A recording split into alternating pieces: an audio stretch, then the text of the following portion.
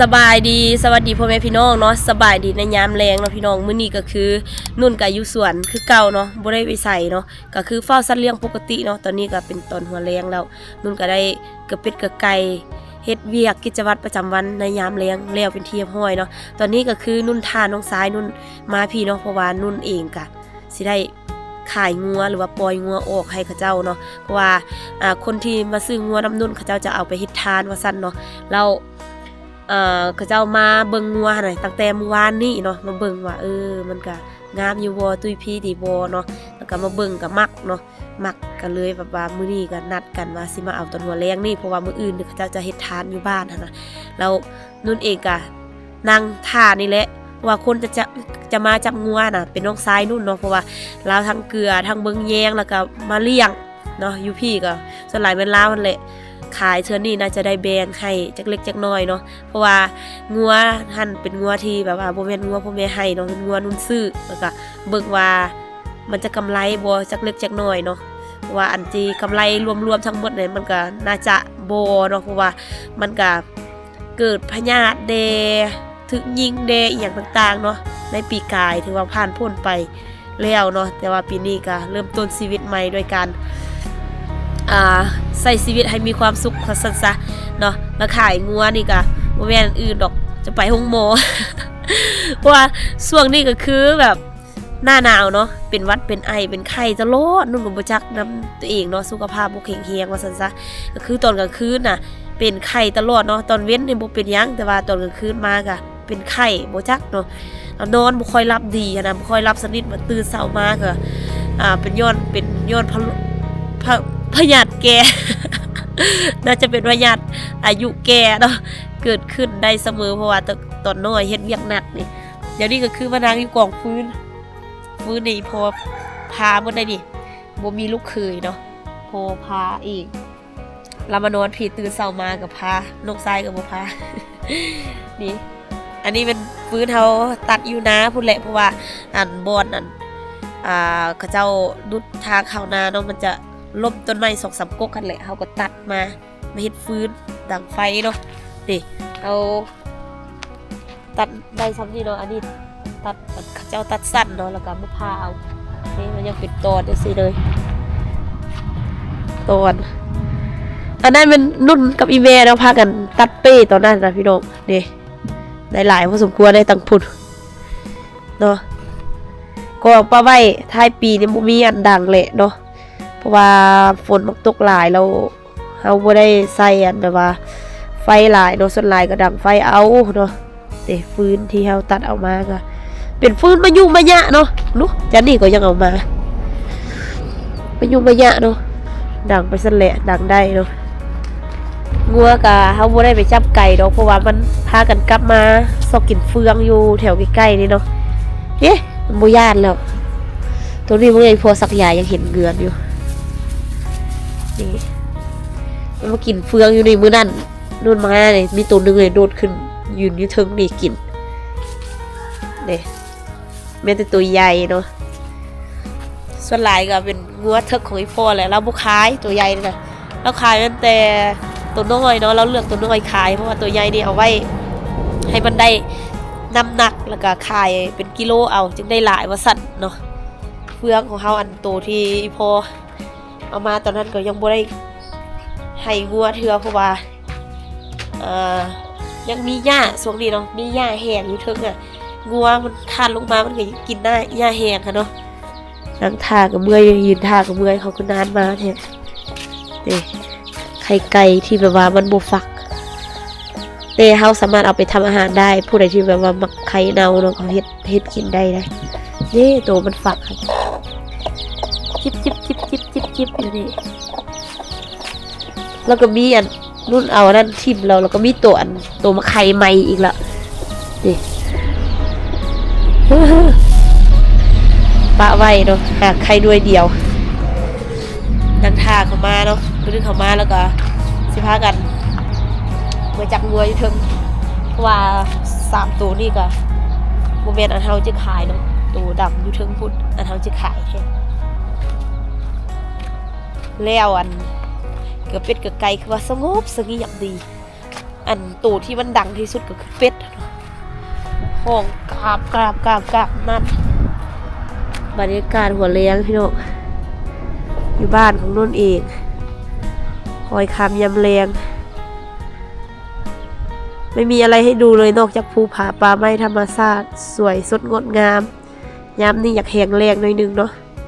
ตอนนี้ย่างขึ้นมาถึงเนาะมาท่าทางซ้ายมือจะมากี่โมง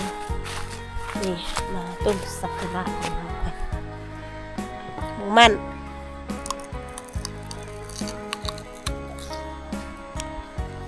เสียงหอมมากส้มได้ใจหน่วยบงงามเนาะย้ำนี่แต่ว่าพอได้กินอยู่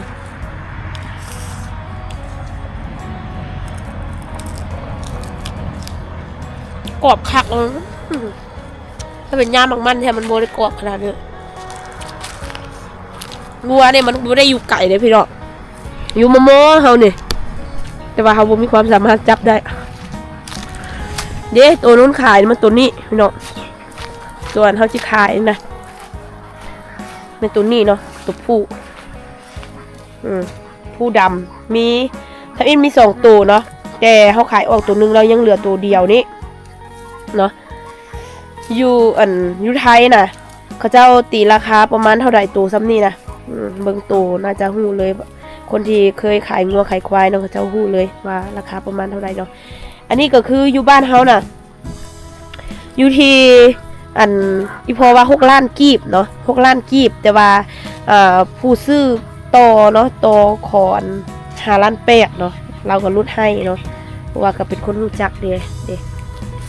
5 ล้าน8ถ้าไรเป็นเงินบาทก็ประมาณ 8,000 บาทเนาะพี่น้องแต่ว่าตอนนี้ก็คือขนมจับก็น่าจะได้หรือว่าบ่ได้วะ ยานมันเด้แล้วมันให้ได้ตัวนี้นะมันคำว่าเฮาบ่เป็นเจ้าของมันซนเนาะงัวจังซี่แหละเว้าเรื่องงัวมานี่พี่น้องหลายคนเนาะว่างานดองอยู่ลาวเขาเจ้าล่มงัวล่มควายเนาะกันแบบซี่เนาะแบบหลายซะบางคนก็ว่าล่มงัวประมาณตัวนึง2ตัวแต่ว่าแต่ละเทื่อจัดงานกับประมาณ2ตัวนี่แหละล่มงัวแล้วก็ควายเนาะผู้ใดที่มีบางเทื่อเขาเจ้าก็ล่มควายแล้วก็ล่มงัวแล้วก็ล่มหมูอีกหมูเขาเจ้าจะมัดอยู่ผ้าขวัญเนาะแบบว่ามัดแขนให้เจ้าเว้าเจ้าสาวจังซี่เนาะเพราะว่าเว้าเรื่องงัวมากับเว้าเรื่องค่าดองของสาวลาวไปนำเลยเพราะว่าหลายคนเนาะหนุ่มไทยนะอยากรู้ว่าค่าดองของสาวลาวแพงบ่เนาะแล้วเวลาจัดงานเป็นอย่างคนลาวเฮาคือว่าจัดงานใหญ่แท้เนาะเพราะว่าอยู่หมู่บ้านของนุ่นก็คือพี่น้องเคยเห็นแต่ละเทื่ออันแรกเนาะนุ่นก็พาพี่น้องไปเบิ่งในงานแต่ละเทื่อก็คือเขาเจ้าจัดอยู่ในหมู่บ้านก็ใหญ่พอสมควรพี่น้องว่าหั่นแหละเนาะแล้วว่าจัดใหญ่จังสั้นใส่งบหลายบ่เนาะใส่เป็นล้านพุ่นบ่โอ้ยพี่น้องอันนี้จะมาแจ้งให้หนุ่มไทยหลายๆคนได้ฮู้เนาะบางคนอาจจะน้อยอกน้อยใจน้อยเนื้อต่ำใจว่าขนาดคนลาวแต่งกันเขาเจ้ายังแต่งใหญ่ปานนั้นเนาะเฮาเป็นคนต่างประเทศจะแต่งใหญ่ซำใดอันนี้ก็บ่ฮู้คือกันแต่ว่านุ่นสิมาเว้าเรื่องวัวควายที่ส่วนหลายเขาเจ้าร่วมในงานดองเนาะส่วนหลายก็คือจะเป็นของเจ้าสาวเนาะหรือว่าบางเทื่อก็ซื้อเลี้ยงนำกันก็มีเนาะบางเทื่อก็คันว่าเจอจิว่าจังได๋พ่อเฒ่าเนาะพ่อเฒ่าใจดีสิเขาเจ้าก็จะให้ฟรีเลยงัวควายหมูเนาะให้เจ้าล่มฟรีแต่มีแต่ค่าดองก็แล้วแต่เลยเนาะแล้วแต่บุคคลผู้ใดพองามพอมีการศึกษาเรียนสูงเขาเจ้าก็จะเอาค่าดองอย่างแพงนิดนึงเนาะเขาเจ้าก็ส่งเสียลูกเด้เนาะลูกเฮียนซะผู้ใดที่แบบว่าบ่ได้ทำบ่ได้เฮียนอยู่บ้านอยู่เฮือนคือเฮาจังซี่เขาเจ้าก็จะเว้าตามนายบ้านเนาะนายบ้านมีกับรถได้อยู่หมู่บ้านของนู่นน่ะมีกับรถได้ว่าภายในหมู่บ้านของเฮาได้ค่าดอกเท่านี้บ่ให้เหลือแต่ว่าคันคนรวยแล้วก็คนที่มีการศึกษาคนทำคนเฮียนซั่นซะ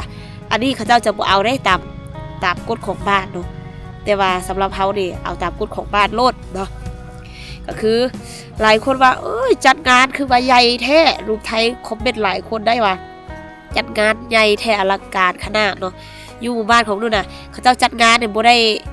ใส่งบหลายบ่ประมาณ200,000 บาทประมาณ200,000เนาะผู้ใดที่แบบว่าบ่มีเขาเจ้าก็จะจัดตามน้อยกางเต็นท์น้อยนึงญาติผู้ใหญ่ที่สนิทฮักแพงกันมากินข้าวกินน้ำประมาณนี้แต่ว่าผู้ใดที่แบบว่าก็อยากให้พ่อแม่มีหน้าตาทางสังคมเฮาก็เป็นลูกคนนึงซั่นซะเขาเจ้าก็อยากจัดใหญ่ก็มีจัดใหญ่แต่ว่างบเนี่ยบ่เกิน200,000 บาทพี่น้อง200,000ได้รวมเบียร์แล้วก็งัวควายแล้วก็หมูแล้วก็ค่าแต่งนอกแต่งหน้าของเจ้าโศกเจ้าสาวเจ้าบ่าวค่าไทยฮูปอีหยังต่างๆรวมทั้งหมดแล้ว200,000นะว่าอยู่บ้านเฮาเขาเจ้าจัดงานก็บ่ได้แพงอย่างที่คิดเนาะเพราะว่าเวลาเขาเจ้าจะมาจัดงานเนี่ยเฮาเป็นลมเขาเจ้าสามารถต่อได้เลยเพราะว่าเป็นคนอยู่ภายในหมู่บ้านนี่แหละเขาจะจัดงานให้นะบ่แม่นคนบ้านอื่นเนาะคนที่อยู่ในหมู่บ้านแล้วก็นักร้องเฮาอยากได้จะแบบคนแนวใดเฮามักประมาณใดเขาเจ้าก็หาให้เนาะก็คือรุ่นเว้าแหละเว้าให้ละเอียดเว้าให้ลูกไทยหลายคนได้เข้าใจนำกันบางคนก็เข้าใจผิดว่าโอ้ยค่าดอกสาวลาวแพงค่าจัดงานก็แพงอีกค่าดอกถึกได้แต่ว่าค่าจัดงานแพงบ่แม่นเด้อค่าจัดงานมันก็บ่ได้แพงอย่างที่คิดคือรุ่นอธิบายไปหั่นแหละเนาะค่าจัดงานบ่เกิน200,000นี่ถือว่างานใหญ่แล้วมันประมาณฮัมบูมีก็ 4-5 มื้อเฮาจัดก็ได้คือกันประมาณนั้นนะเฮาจัดก็ได้คือกันแต่ว่าเฮาจัดบ่แม่นว่าเฮาจะบ่ได้คืนพี่น้องก็คือคนอยู่แถวหมู่บ้านของนู่นน่ะส่วนหลายก็คือเป็นคนกะมุแล้วก็เป็นคนฮ้อแล้วก็คนมงเนาะ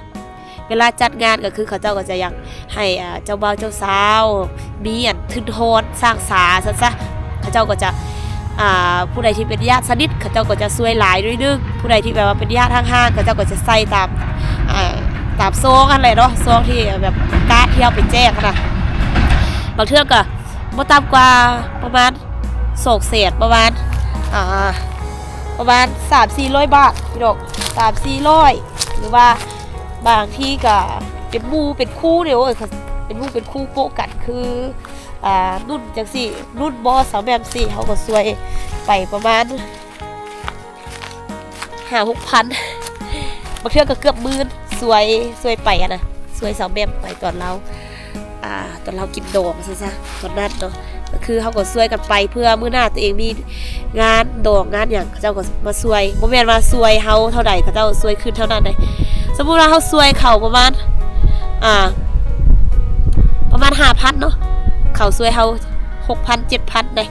เขาก็ฮู้ดีดักนะคนอยู่หมู่บ้านเฮาหั่นน่ะผู้ใดก็อยากให้พากันสร้างกันสาเนาะซอกเงินซอกคำจังซั่นกินดองแล้วนี่หลายคนว่ามันสิลุกทึนบ่เฮาเลี้ยงแขกเลี้ยงคนมันสิบ่ได้อีหยังมันสิหมดเงินเฮาเอาเงินส่วนนั้นน่ะเอาไว้แล้วก็ไปเฮ็ดอันอื่นดีกว่ากระทึกเนาะ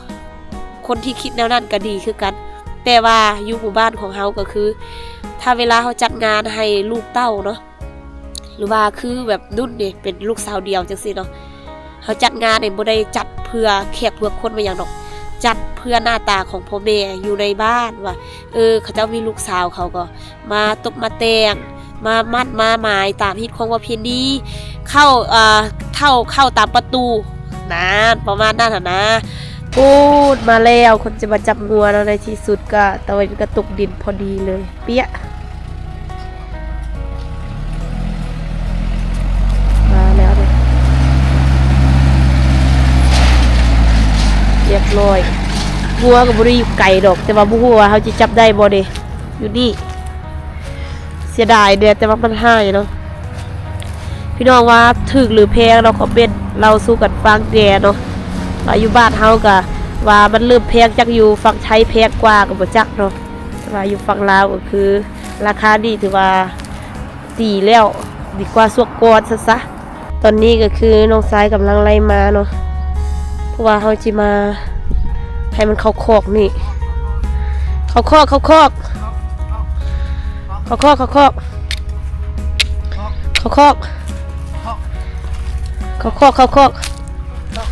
โอ้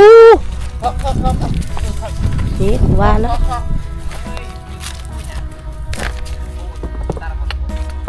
โอ้เราจะดึงขี้ตายลังอันนี้ดึงนี่โอ้ย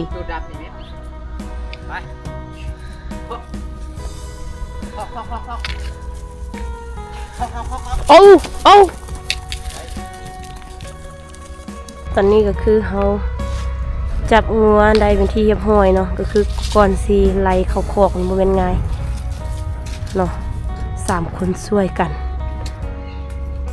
ได้แล้วจำเป็นเนาะมันเตี้ยคันมันสูงนี่ป้าไว้ขายมื้อหน้าได้ราคาอยู่แต่ว่ามันเตี้ยแล้วมันคุ้นอีกนี่เราจะได้จูงเอาเนี่ยตัวเห็นอย่างก็มีถือว่าภารกิจของเราสำเร็จแล้วถ้าก่อนสิมาเอางัวเนาะค่ะมาแรงแต่เว้นจะก็ตกดินแล้วเบิ่งข้างหน้านี่มืดหมดแล้วมันแจ้งแถวส่วนเฮายังว่ามันเป็นภูเนาะทางหน้าเฮานี่แต่เว้นตกดินแล้วมัดงัวแล้วก็คือน้องซ้ายจะเป็นคนจะนอนสวนเนาะนุ่นก็จะได้กลับบ้านเขามามัดงัวเนี่ยเขาเจ้าเมื่อในใจเขาเจ้าจะตางเมื่อมื้อนี้เลยบ่หรือว่าจะมาเอามื้ออื่นเช้าเพราะว่างานเวียกขนาดเป็นมื้ออื่นเนาะแต่ว่าเขาเจ้าจะจัดเป็นกลางคืนคือเขาเจ้าเฮ็ดทานนะเฮ็ดทานให้คนที่ล่วงลับไปแล้วนะเนาะพอเขาเจ้าก็มาเอางัวอยู่สวนเฮาเนาะก็ถือว่ามื้อนี้เนาะบ่มีหยังหลายเนาะก็พาพี่น้องมาเบิ่งงัวราคางัวอยู่ลาวเฮาว่าช่วงนี้ราคาเท่าใดแล้วก็โลดเว้าเรื่องจัดงานกินดองของคนลาวเฮาหรือว่าคนแถวหมู่บ้านนู่นว่าจัดกันประมาณใดเนาะไขข้อข้องใจให้หนุ่มไทยไปเลยเนาะพี่น้องถือว่าคลิปวิดีโอนี้ก็ขออนุญาตปิดเพียงเท่านี้เนาะขอบใจพ่อแม่พี่น้องที่เข้ามาติดตามรับชมคลิปจนจบและคอมเมนต์ให้กำลังใจนุ่นตลอดมาเนาะ